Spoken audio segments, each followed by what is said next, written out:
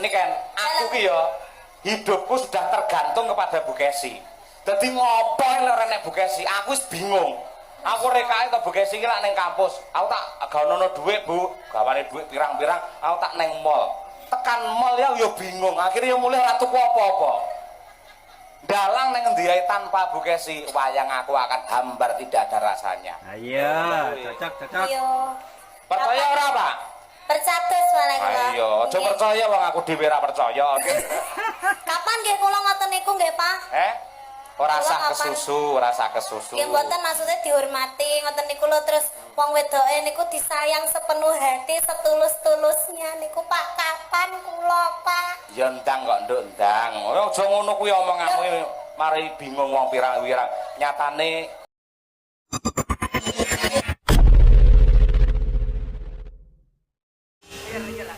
Menteles kowe. Hut, mati kowe. Mati kowe. Mati kowe. Mati kowe. Mati aku. Aduh. Waduh.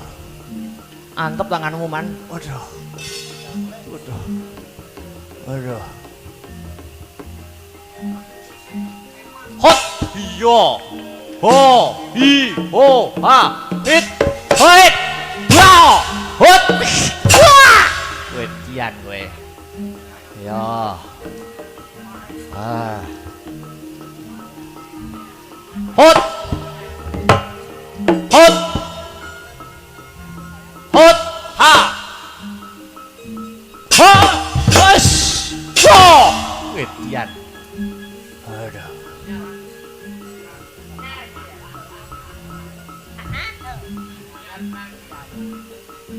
Hot, hot, oh, hot.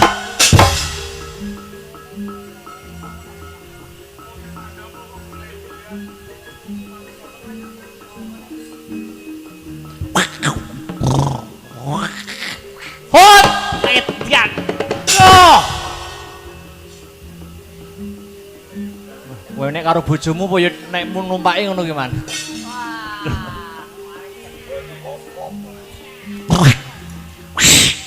Wait, ho, hi, ho, hat, wah, hot, hat, ho, het, ho, het, ho, ha, het, ho, het, ho, hat, wah, ho, ha, het, ho, ha, mati, ho, wah.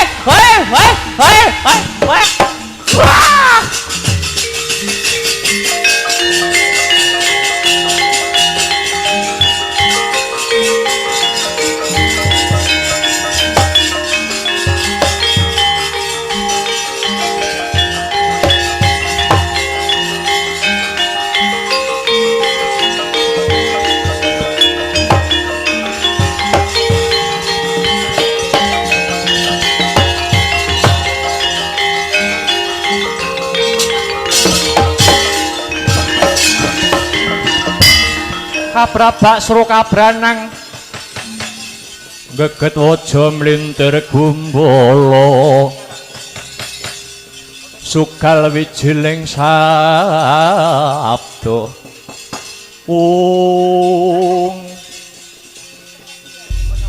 gulungen genderamu bangka gamanmu Nalendra Arga Bentar Prabu Lingga Sugardo kang bakal magut ana payudan nyekel kethek putih siji wae ora iso kasil prajurit saka Tunggul Malaya Anoman katokno sastra jendramu wateken aji japa mantramu lakon musuh Prabu Lingga Sugardo tak dadekke sekaran jinggo kowe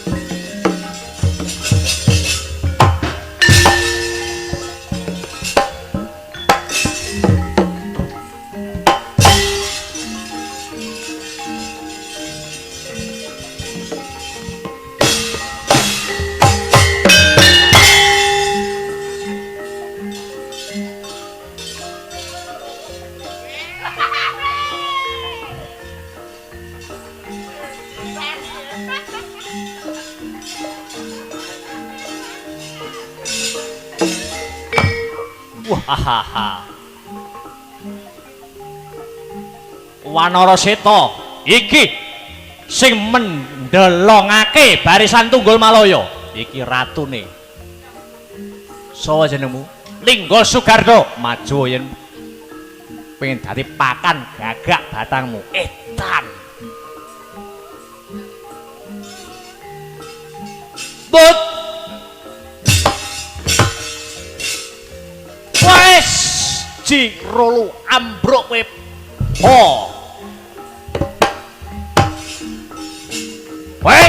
Wes bongko kowe. Candak ngeproke wit trembesi kowe. Wah. Wit. Oh. Puterke.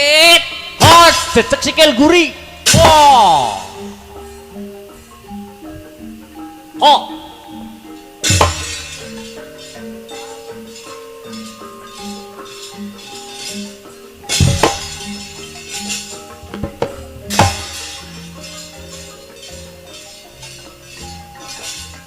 Hot, hot, hot, hot, hot, hot, hot. Aduh. Aja dolanan konoan to, Man. Otak nakal. Hot, hot, hot, hot. Oh! Edan ale. Hot, ho, ho, ho, ho. Hot. Hot, ah, hot, hot, tadau. Wo.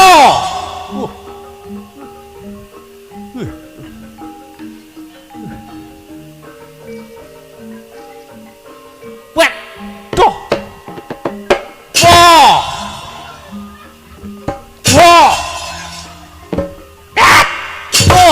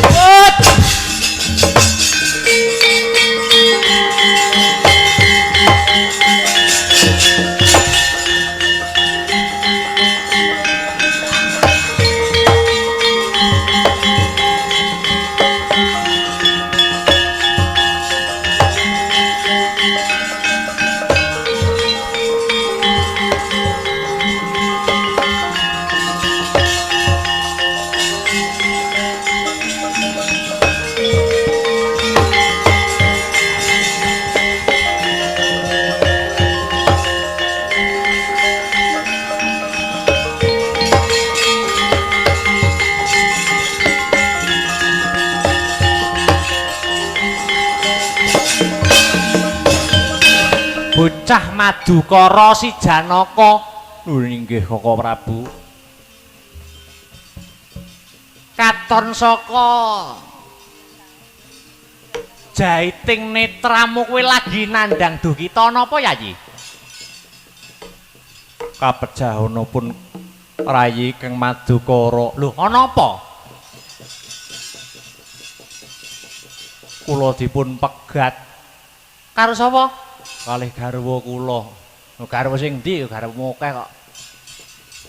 Kalisipun Dresanala. Sing megat Kang Rama Pukulun Bathara Brahma ingkang dinuta dening Pukulun Bathara Guru. Nah kowe iki wis tak weling to, kowe iki nek entuk bojo anyar ki aja nganti lali karo darmaning kasatriyanmu. Angger setahun kok mesti bojone anyar. Setahun genti neh, setahun genti neh.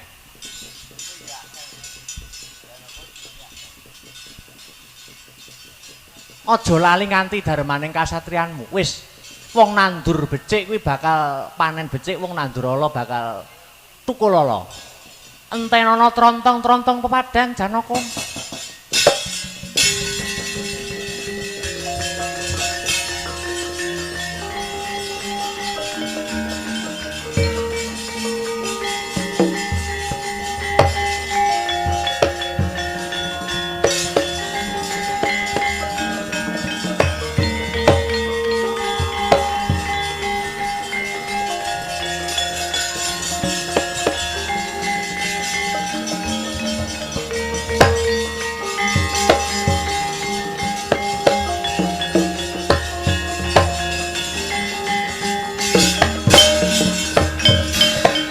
Kakang Semar Badranaya nggih sinuwun. Iki sapa Kakang? Kula mung badhe matur kalih ndara kula, Ndara Janaka. Iya Kakang Semar kaya piye? Jenengan ampun sedih, jenengan ampun nandhang duh kita.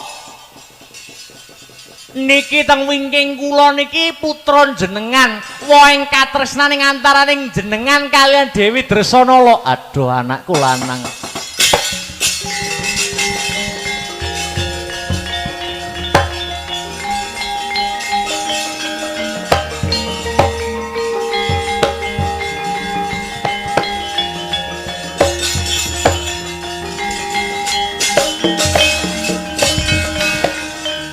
Anakku lanang niku namine Bambang Wisanggeni, merga gedene didadar saka wisa-wisaning geni. Sembah pangabekti ku katur Kanjeng Rama. Iya wis ndak tampa ra liwat pangestuku tampanana, wis ndak tampa andayana jejimat. Lah banjur si Dresanala kabar kawusanane piye Kakang? Bathara Guru pun ngrumangsani kaluputane.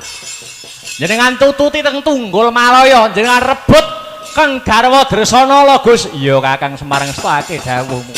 Ayo ngger sumusul marang ibumu.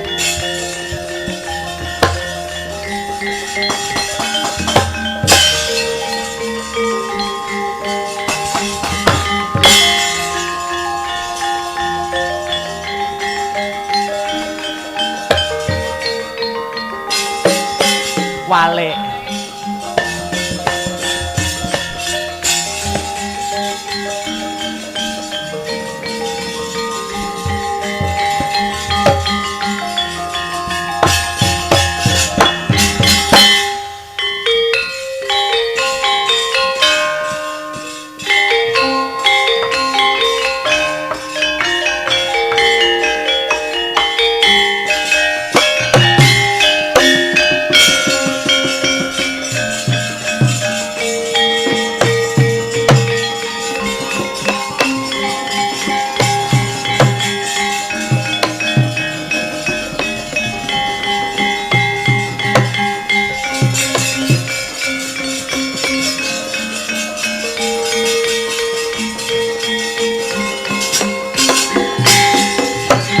gunjing langit gelap-gelap katon lirgin sang-sang maweh gandrung sabarang kadluwuker moyak mayik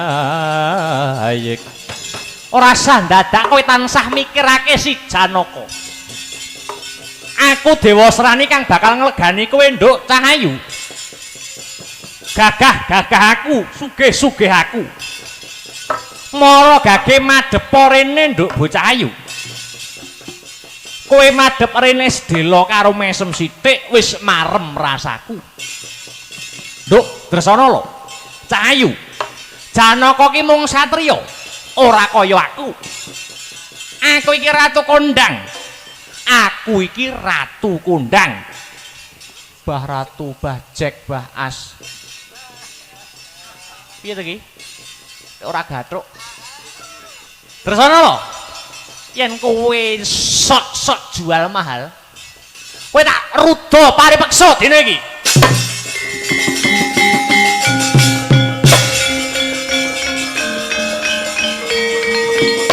Pangeran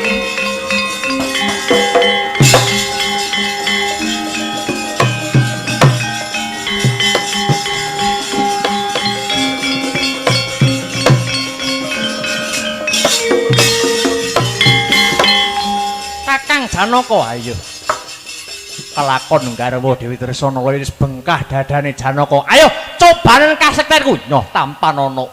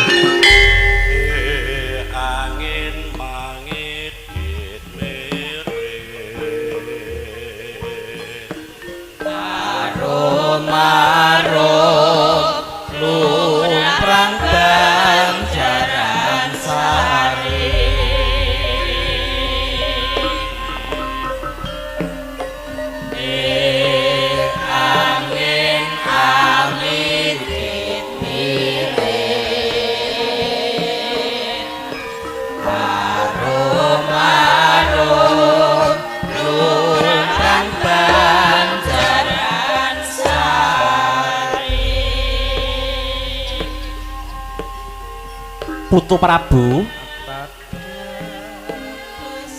katon sungkawa nganti anglimputi pedhot kang mapan ana Ngastina iki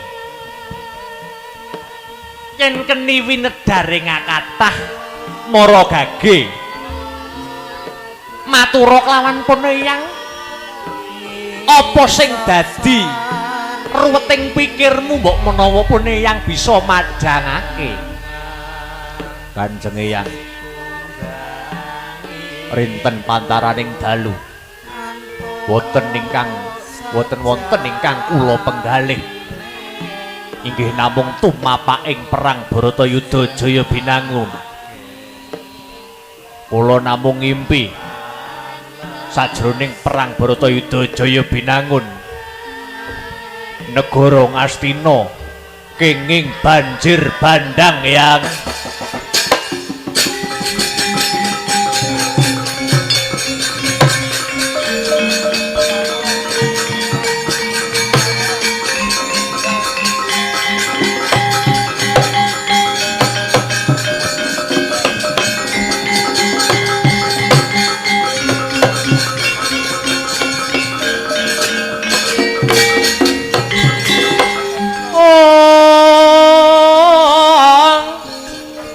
miyat langening kalang iwan aglar pandamoncar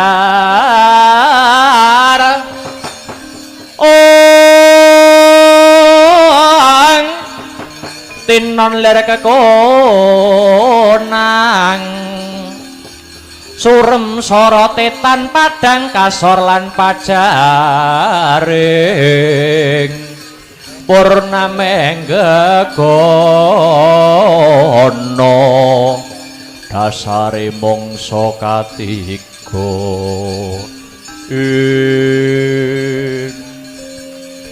Putu Prabu. Wong nyupena wong ngimpi mono mung kembange wong turu. Bisa uga anggene Putu Prabu nyupena banjir bandang iki mujudake pawelinging Gusti marang si Putu Prabu anggon mojo gondeli banget-banget kelungguhan negara Ngastina iki. Eling-eling negara Ngastina mono kuwi dadi wewenanging para Pandhawa. Balekno yo ngger, balekno. Tak kira Pandhawa ora njaluk Praja Ngastina sak wutuhe ora dadi ngopo senadyan mbok wenehi separo, nanging yen kok niati pengen rukun kelawan para Pandhawa ngadohi saka rasa congkrah, tak kira para Pandhawa bakal jembar penggalihe.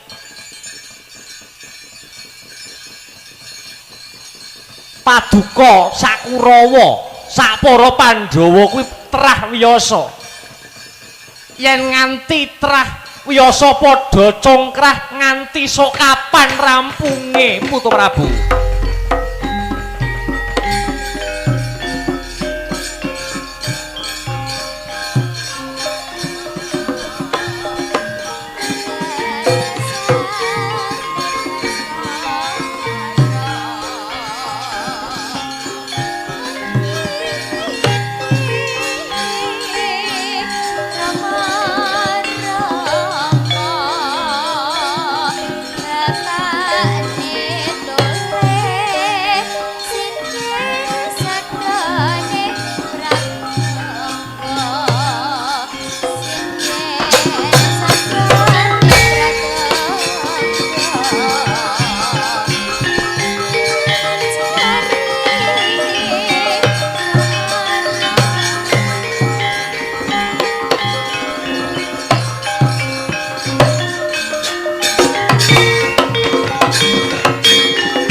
Pandhita karya wangsit pindha kumbang ajab sarining tawang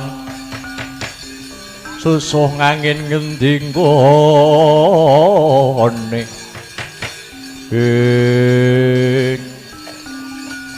amit pasang kaliman tabik pisawananku sinabeta ing ila-ila duni dumawahing tawang topang.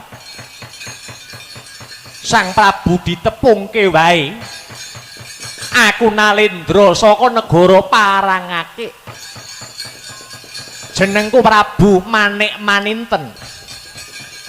Prabu Manik Maninten. Punika negara Ngastina, paduka Prabu Duryudana lakar kasinggihan. Lajeng kagungan sedya ingkang pundi mekaten. Kula sowan mapan wonten ing negari Ngastina badhe madangaken pepeteng ngudari reruwet. Langit jingga nutupi negari Ngastina awit paduka. Awit kaperbawan raos bingung paduka. Kula ngertos paduka menggalih tumapaking kodrat, tumapaking perang gedhe Baratayuda Jaya Binangun. Paduka mingkus, paduka bingung Kurawa wedi kalah.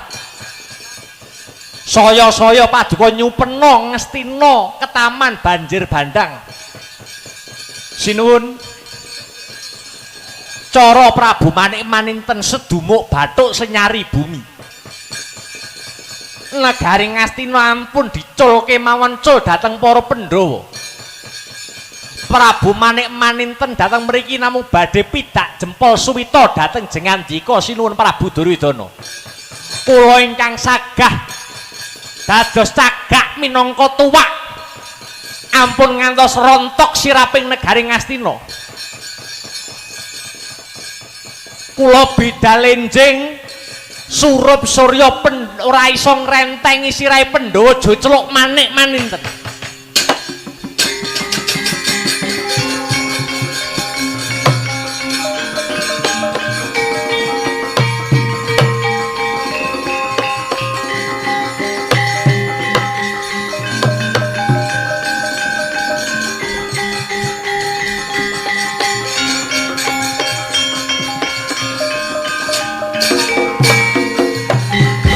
Matur nuwun Sang Prabu. Kaya tuwuh maneh rasa mantep, rasa madhep kelawan manteping Duryudana. Anggonku bakal bebela marang negara Ngastina, aja nganti para Pandhawa nguthik-nguthik marang negara Ngastina.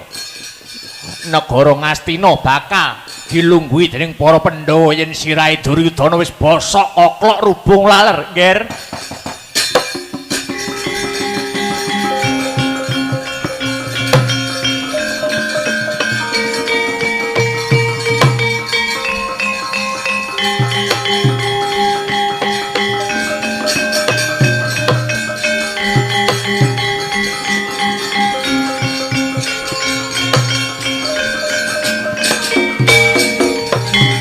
Ratu kok gampang dikendhaleni dening wong liya, dening bangsa manca. Njur piye nasibe para kawulamu, Putu Prabu? Ya. Tak kira ora ana gunane pun eyang ngandhani marang jeneng sira Putu Prabu Duryudana. Putu Prabu Duryudana bendina njungkati rambute ning ora tau njungkati atine.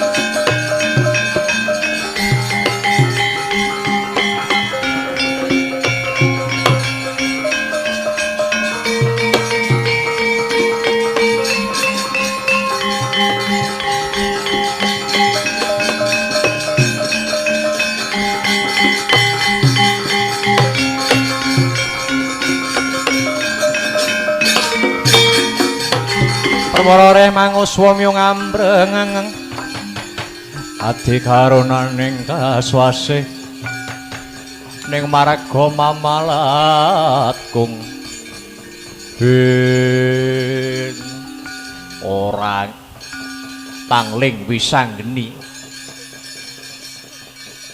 Iya wong Prabu Duryudana janur gunung kadingaren. Aku ora dinuta dening para Pandhawa. Aku mung bakal benerke sing luput, ngelingke sing lali. Saka rasaku aku duwe ancas, aku duwe gagasan. Yen sejatine negara Ngastina iki dadi wewenanging para Pandhawa. Mula tekaku iki cekak aos wae. Lerenana anggone Siwa Prabu Duryudana tumindak nista. Lerenana anggone Siwa Duryudana tumindak Durjana, tumindak angkara murka. Ngesake para kawulamu sing ora ngerti kintang kimpuling lelakon, sing ora ngerti abang ijone lakon melu kesempyok ing ngaradan. Mumpung durung tumapak perang Baratayuda Jaya Binangun, ndak jaluk saiki negara Ngastina. Mumpung durung tak byuki Batang Sayuta.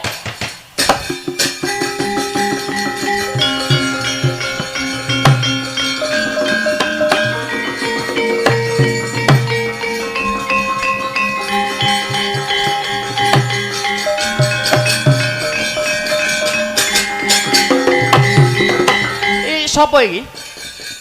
Narendra Parangake Prabu Manik Maninten. Kowe wong jaba aja melu-melu celeng boloten kebolateken. Lho, ngosek to. Aku iki setrahe Pandhawa iki. Iki Ngastina perkarane Pandhawa lan Kurawa. Sing wong jaba iki dapurmu ten Manik Maninten. Ayo. Kowe aja melu-melu ning kene. Aku wis bagian saka Kurawa pidak jempol karo para Kurawa. Yen wani gepok singgol kawibawan Ratu Ngastina Prabu Duryudana musuhe Manik Maninten, alun-alun jembar panggonane.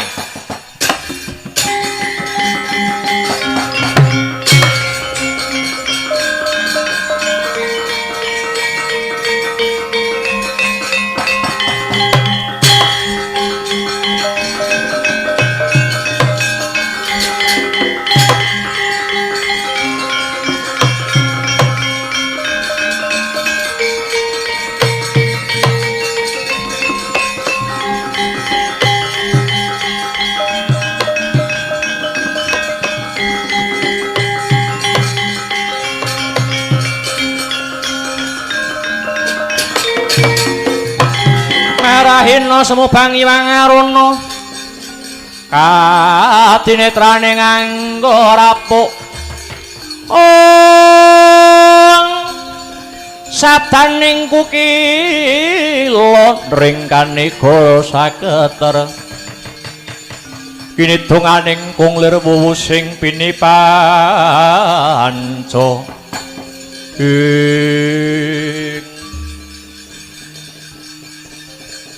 jebule Ratu Ngastina ki duweni watak dak sing angkara murka jebul wong kiwa tengene iki model-modele ya kaya dapurku kuwi sing gampang mengaruhi iki model-modelane kaya kowe kuwi mbuh ora idep sapa sing nyenggol marang kawibawane Ratu Ngastina Prabu Duryudana musuhe Prabu Manik-Maninten wateken japa mantramu ngejak pirang dina ladene kowe remet dadi awu kowe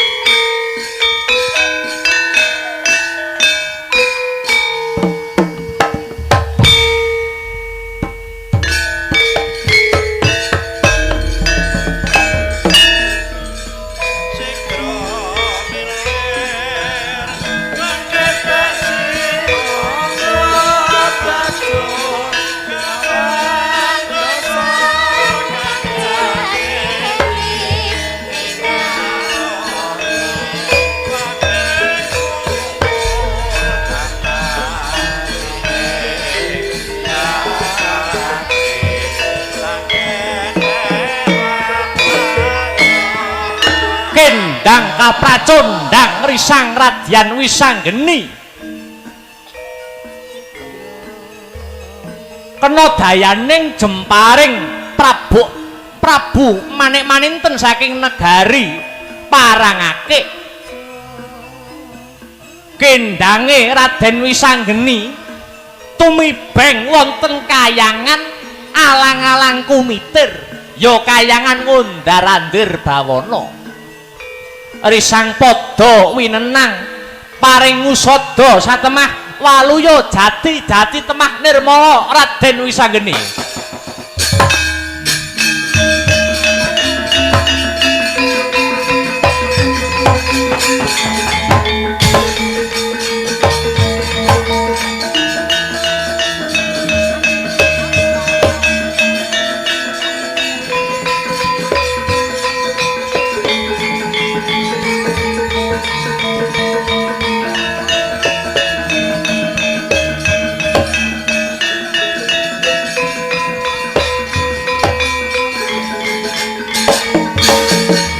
langing riya mangu mangungkung kanduhan rimang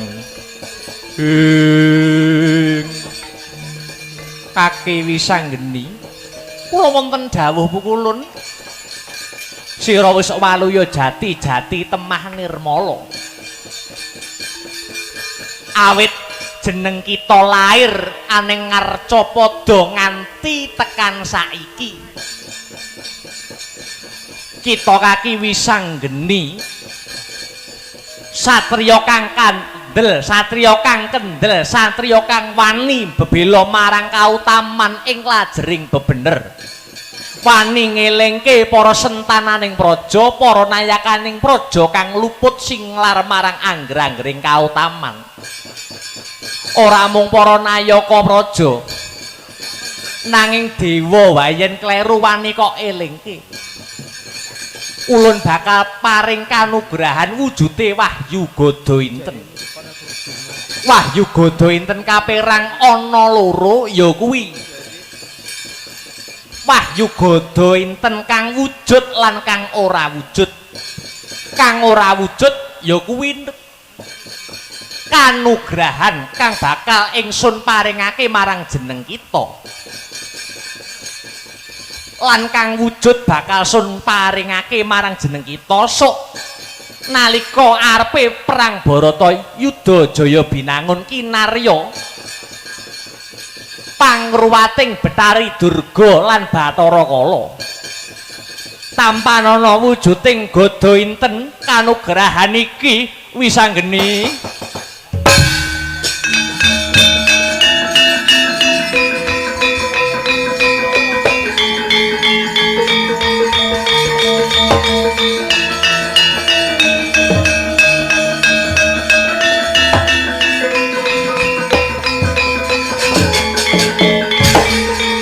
Baliya ana Madyapada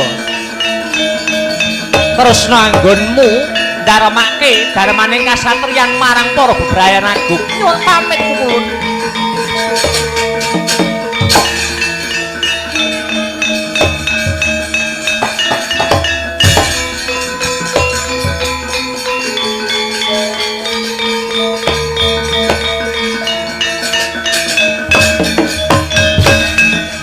Wisanggeni wis kendang bablas ning Amarta Pendha tak rentengi sirahe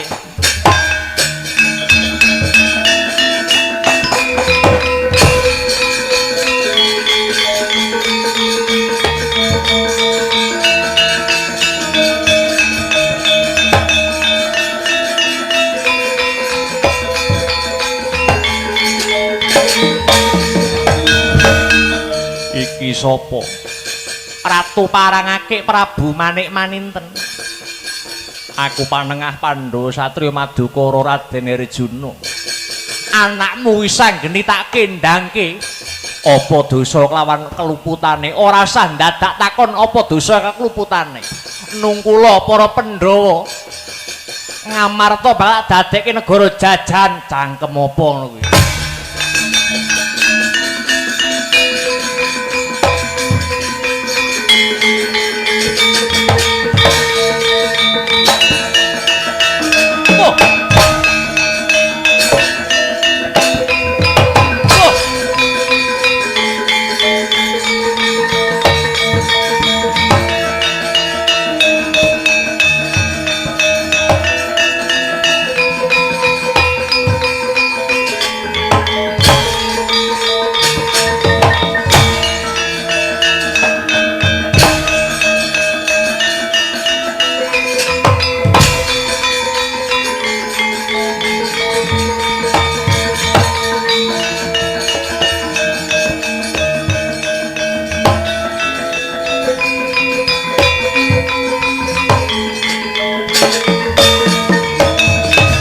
Wis sanggeni kowe jare kendang kapracondang. Aku wis waluya jati-jati temane Remala.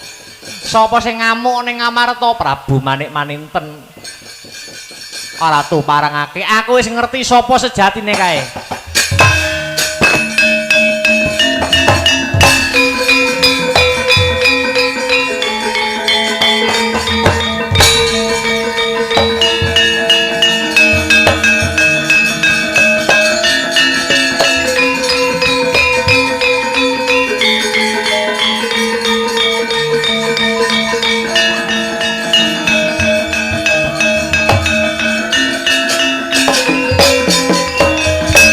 Mentas meguru anyar. Apa ndaluk kendang keneh grayang dayaning godo enten badar wujudmu ora kowe?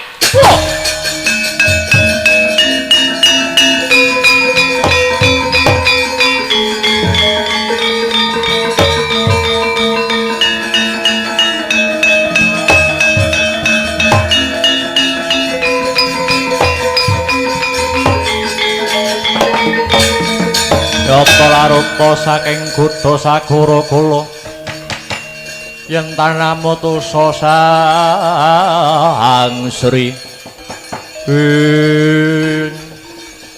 pukulan Bathara Guru ya aja salah panampa iki sanggeni anggonku mimba dadi ratu warangake Prabu Manik Maninten kuwi duweni 3 tujuan. Tujuan pertama ya kuwi neter marang kapribadening Wisanggeni. Jebule wiwit biyen nganti tekan seprene isih jejeg adek-adekmu anggonmu mapan ana ing lajering kautaman. Angka 2 aku bakal ngelingke marang jeneng kita. Ya kuwi supaya ora njaluk